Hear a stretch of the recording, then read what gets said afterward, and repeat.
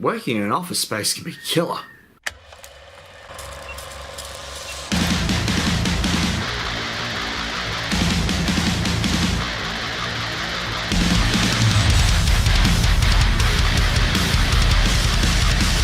Ladies and gentlemen, and welcome to Lockdown Week. The week where we show off different scenarios and different movies that may have occurred, but thankfully, it's not as bad as it looks. And speaking of lockdown, the one thing that everyone seems to be doing nowadays is working from home. And that means you gotta look your very best. If you have the time and the ability to make yourself look good in front of the people that you work with, well, you might as well do the same thing in front of a webcam, which is something that I clearly am not doing. This won't do. If I'm gonna look my very best for you, then I might as well pretend that I'm going for a job interview. That's better. Now we're ready to take on the corporate craziness of Mayhem. Directed by Lynch, starring Stephen Yeun, Samara Weaving, Stephen Brand, Dallas Roberts, and Caroline Chikezie. Set in a modern universe where corporations and greed overpower everyone through the form of law and order. Specifically the law, as we see our main character going through the motions and having just a bad day that quickly turns worse when a virus outbreak causes everyone to adhere to their innermost impulses. But can this quarantine quantifiable craziness even justify a good rating? Or is it just another Office Space wannabe with a bit of bloodshed? Let's find out. Kick it into the good.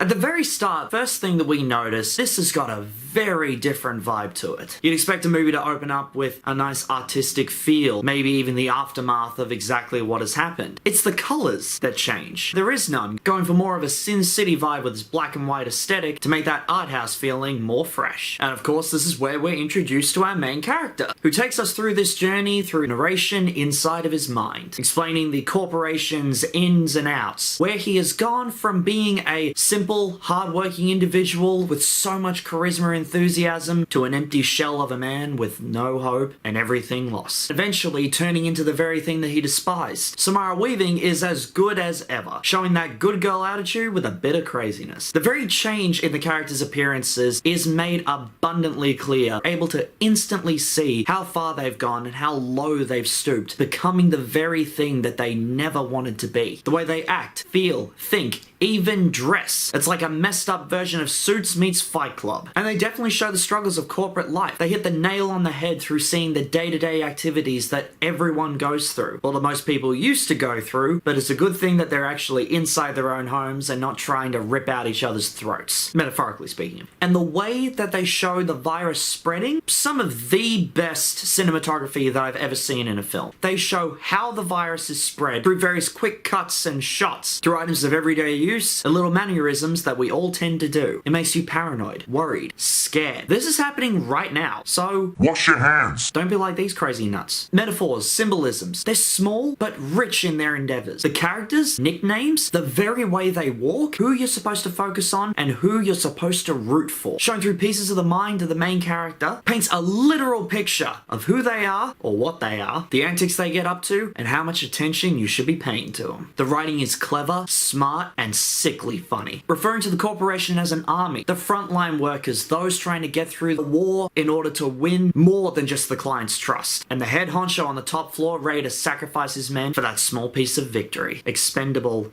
assets. Sound familiar? Got it. But with all this corporate craziness and psychotic power, there are a few pages that get missed and ultimately end up in the shredder.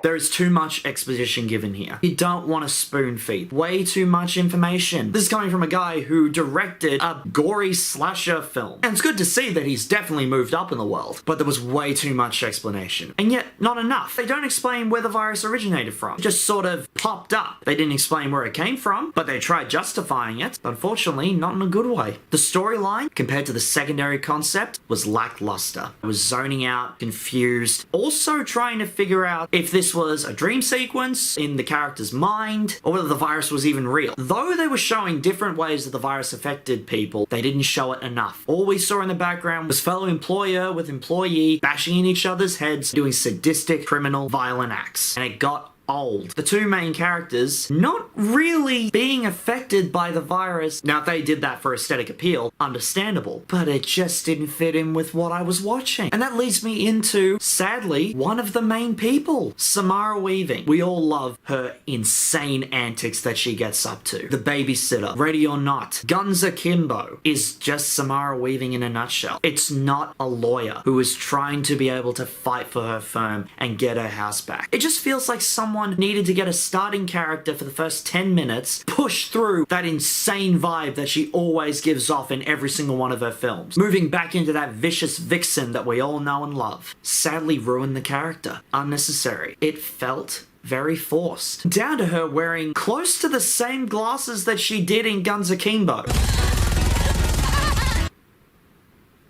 Okay, there must have been some wires crossed when they were writing this. I understand what they were going for, to show a symbolic, metaphorical way of how it feels to be in a bloodthirsty corporation that only cares about money. Step on the little people, to use them to the best of their ability, and then wring them out like an old sponge and toss them to the sidewalk like last year's Christmas tree. It didn't feel right. I tried to like this movie. Believe me, it screamed my type of film, but it just felt sloppy. I had more questions than I did answers. Sure, they did give us a lot of things to sort of tie the knot and wrap it up into one neat little package, but the paper they used was outdated and the ribbon they tied it with was too thin to focus on. And that's why Mayhem gets. Now, I always like to end my reviews with a quote from the film, and my favourite quote was, "Paint your own path to success, in work, in love, in life, before it's too fucking late." You'll know it when you see it. But that being said, did you see it? Will you see it? And if so, let me know in the comments. Until then, I've been DJ, and always remember, did you see it? I'm very thankful that the virus that we're dealing with is nothing like the virus that was in this. Because if it was, I have a feeling we'd probably be dealing with a purge on our hands. If it's supposed to bring out their most violent impulses, why hasn't it affected me? I mean, I feel calm, collected, with how I deal with things. Feel the need to just cause some carnage. Oh shit.